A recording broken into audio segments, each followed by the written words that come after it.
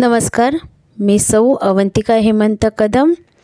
माझी शाळा आहे कुमुद विद्या मंदिर, यशवंतराव चव्हाण महाराष्ट्र मुक्त विद्यापीठ, नाशिक अंतर्गत शालेय व्यवस्थापन पदविका P10 म्हणजेच डिप्लोमा इन एज्युकेशन हा अभ्यासक्रम आहे। त्यातील 113 म्हणजेच 113 शैक्षणिक व्यवस्थापन या विषयाची माहिती पाहूया। अभ्यासपूरक कार्यक्रमांचे मूल्यमापन विद्यार्थ्यांच्या बौद्धिक गुणांचा शोध घेणाऱ्या व त्यांच्या विकासाचे एक साधन असलेल्या ह्या परीक्षांच्या परिपूर्ण नियोजनातून व या नियोजनाच्या कार्यवाहीतून अभ्यास विषयात विद्यार्थी नुसता गुणवंत नाही तर गुणी व्हावा, म्हणून त्याच्या अंगातील सुप्त गुणांना, क्षमतांना, कौशल्यांना, सर्जनशीलतेला प्रकट होण्यासाठी संधी मिळावी, म्हणून त्याला एकूणच शिक्षण प्रक्रियेत रस वाटावा, म्हणून शाळेत एका विशिष्ट वातावरणाची गरज असते। हे वातावरण निर्माण व्हावे म्हणून अनेक अभ्यासपूरक उपक्रम मुख्याध्यापकांना प्रत्यक्षात आणावे लागतात। विविध भाषा सभा, विज्ञान छंद मंडळ, वक्तृत्व मंडळ, गीतमंच, क्रीडा महोत्सव, गृहसभा इत्यादींमध्ये विद्यार्थ्यांच्या विविध गुणांचा कस लावणाऱ्या स्पर्धा घेता येतात। अभ्यास शिबिर, नाट्य शिबिर, व्यवसाय मार्गदर्शन शिबिर, संस्कार शिबिर ह्यातून त्यांच्या प्रगतीला विशिष्ट दिशा देता येते। विविध दिनविशेष हे नाट्यमय, रंगमय, स्वरमय करून साजरे करता येतात। तर गटस्पर्धा, वर्गस्पर्धा यातून खिलाडू वृत्ती, माहिती संकलन, सामाजिक ऋणांची जाणीव असे संस्कार करता येतील। या स्पर्धातून राज्य किंवा राष्ट्र पातळीवरील स्पर्धात भाग घेण्यासाठी विद्यार्थ्यांना प्रेरणा मिळेल असे वातावरण शाळेत निर्माण करणे हे सर्वस्वी शाळेच्या कर्णधारावर, मुख्याध्यापकावरच अवलंबून आहे। म्हणून जसा मुख्याध्यापक तशी शाळा होण्याची विद्यार्थ्यांच्या हिताचा ध्यास लागलेले मुख्याध्यापक शाळेत दिसला पाहिजे। विविध स्पर्धातून यश संपादन करणाऱ्या विद्यार्थ्यांचा योग्य सत्कार होण्यासाठी अशा विद्यार्थ्यांना स्नेहसंमेलनात पारितोषिके देणे, योग्य ती प्रसिद्धी देणे यासाठी शाळेत समारंभ व्हावेत। पालकांचे आणि समाजातील संस्थेचे हितचिंतकाचे या बाबतीत योग्य ते सहकार्य मिळवण्याचे चातुर्य मात्र मुख्याध्यापकापाशी असले पाहिजे। शाळेच्या पालक संघाचे सर्व प्रकारचे सहकार्य येथे मिळवता येते। विद्यार्थ्यांच्या आयोजित या सर्व उपक्रमातील त्यांच्या सहभागाच्या यशाच्या नोंदी संबंधित विभाग प्रमुख ठेवीत आहे। याकडे मुख्याध्यापकाचे लक्ष असले पाहिजे। मूल्यमापन निष्कर्ष विचार। पहिला मुद्दा आहे प्रत्याभरण, चाचणी परीक्षा, प्रथम सत्र परीक्षा, द्वितीय सत्र परीक्षा ह्या परीक्षांचे निकालपत्रके शिक्षकांकडून तयार करून घेतल्यानंतर प्रत्येक वर्गाची विषयाची काही सांख्यिकी माहिती आपल्यासमोर येते। या माहितीच्या आधारे काही निश्चित स्वरूपाचे निष्कर्ष मिळवतात। हे विद्यार्थ्यांचे विविध विषयातील यशाचे, अपयशाचे आलेख आपल्यासमोर येतात। त्यांचा अत्यंत शास्त्रशुद्ध पद्धतशीर अभ्यास केल्यानंतर शिक्षकांशी विचारविनिमय करून विविध अधिक यशाच्या प्रगतीच्या योजना आखाव्या लागतात। ह्या दृष्टीने विद्यार्थ्यांचे 3 वर्ग असामान्य, सामान्य, अतिसामान्य मिळतात। त्यांच्यासाठी असणाऱ्या योजना वेगवेगळ्या स्वरूपाच्या असतात। अत्यंत तल्लख बुद्धिमत्ता असणारे विद्यार्थी शोधून त्यांच्यातील किंवा त्यांच्यासाठी सातत्याने प्रावीण्य वर्गाची योजना राबवावी लागते। याचा शोध घेण्यासाठी या निकालांचा उपयोग होतोच, पण सर्वांनाच दिशा, प्रेरणा, स्फूर्ती मिळावी म्हणून अगदी शिशुवृंदापासून 10वी किंवा 12वीपर्यंत विद्यार्थी सतत समोर असतील तर योजनेप्रमाणे प्रत्येक वर्षी किंवा 4थी, 8वी अशा वर्गात विद्यार्थ्यांच्या प्रगतीच्या निकषावर वर्गीकरण केल्यास त्यांचे निश्चित फलित 10वीच्या निकालात जाणवते। मात्र यासाठी आपल्या सर्व सहकाऱ्यांना विश्वासात घेऊन त्यांच्यावर विश्वास टाकून या सर्व योजनांची कार्यवाही करण्याचे कौशल्य मुख्याध्यापकापाशी हवे। अभ्यासाच्या दृष्टीने अत्यंत हुशार मुले निवडून त्यांच्यासाठी इयत्ता 5वी पासून प्रावीण्य वर्गाची योजना असावी। अतिसामान्य मुलांसाठी स्वतंत्र योजना असावी।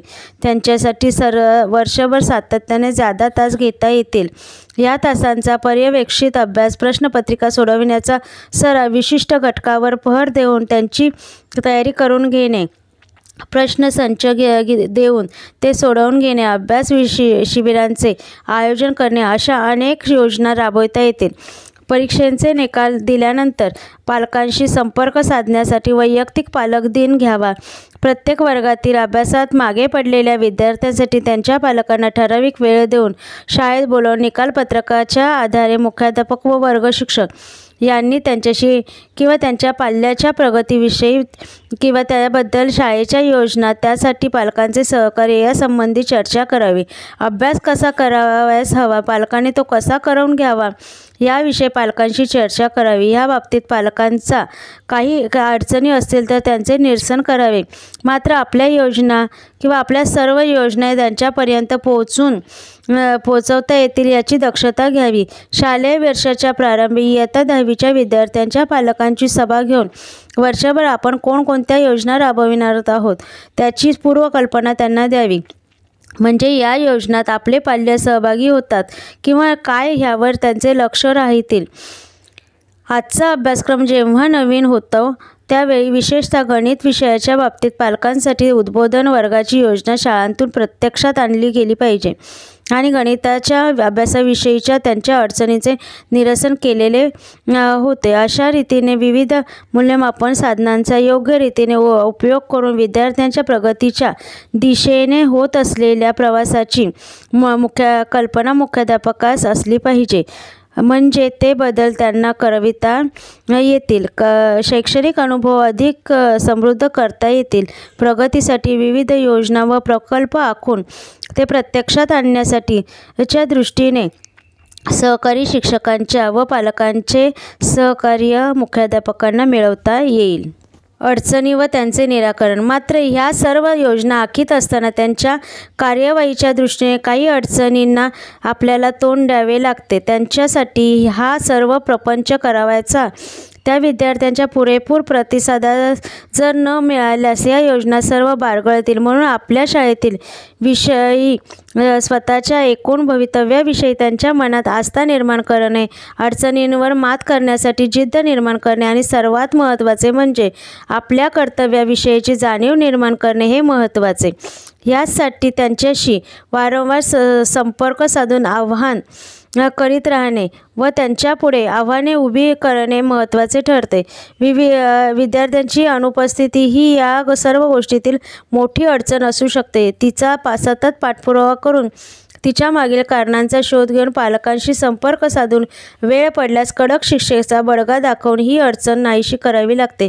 काही वेळा शाळेची किंवा गावाची परिस्थिती, शिक्षण संस्थांना पोषक नसलेले वातावरण, विद्यार्थ्यांच्या घरची परिस्थिती यांचा विचार करून कदाचित आपल्या उद्दिष्टाला मुरड घालून शाळेबद्दल आकर्षण वाटेल असे उपक्रम करावे लागतात.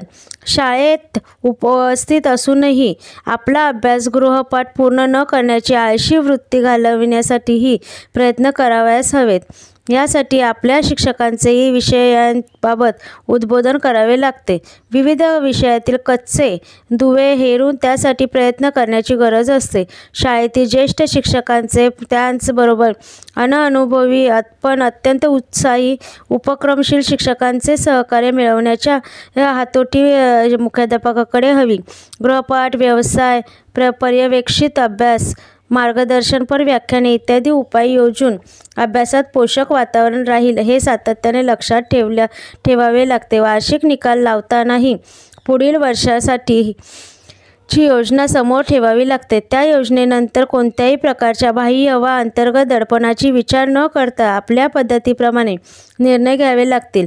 तेव्हा खंबीरपणा मात्र हवा. तिसरा मुद्दा आहे स्वातंत्र्य व स्वायत्तता. सारांश. शासकीय नियमावलीच्या चौकटीप्रमाणे अपेक्षित कृती, त्यातील अडचणी व त्यावरील उपाय यांचा विचार करता आपल्याला असे लक्षात येईल की या चौकटी देखील प्रत्येक शाळेस मोठ्या प्रमाणात स्वायत्तता व स्वातंत्र्यता उपभोगता येऊ शकते. शिवाय मूल्यमापनाच्या पद्धतीतही सर्जनशीलतेचा वाव आहे. या स्वायत्ततेसाठी, सर्जनशीलतेसाठी व परिपूर्णतेसाठी सातत्याने प्रयत्न हवेत. मागील घटकात आपण पाहिले की आपल्या शाळेचे अस्तित्व कशासाठी आपल्याला शाळेचे वेगळेपण कोणते पूर्वनिश्चित व्रतविधानातून स्पष्ट होते. या ध्येयाप्रत आपली वाटचाल चालू आहे किंवा नाही, आपणास ज्या दिशेने ज्या प्रकारची प्रगती अपेक्षित आहे तशी ते घडत आहे का, ह्या व्यापक प्रश्नांचे उत्तर आपण मूल्यमापनातून मिळणार आहे. त्यातून मिळणाऱ्या माहितीच्या आधारे वेळोवेळी आपल्या कार्यपद्धतीत बदल करणे शक्य होणार आहे. म्हणूनच उपलब्ध स्वायत्ततेचा नियमावलीतून मिळवण्याच्या पळवाटांचा फायदा घेऊन प्रसंगी जरूर पडल्यास नियमावलीची चौकट मोडून काही नव्या पायवाटांचा शोध घेणे अपरिहार्य आहे. नियमांपेक्षा अधिक कार्य करण्यास कोणाचीच आडकाठी नसते. या अधिक कार्याचे महत्त्व निकड आपल्या सहकाऱ्यांना पटवून देऊन व त्यांच्या अंतःप्रेरणेला आवाहन करून मार्ग काढता येतो. ही जाणीव आपल्याला म्हणजेच मुख्याध्यापकाला असली पाहिजे.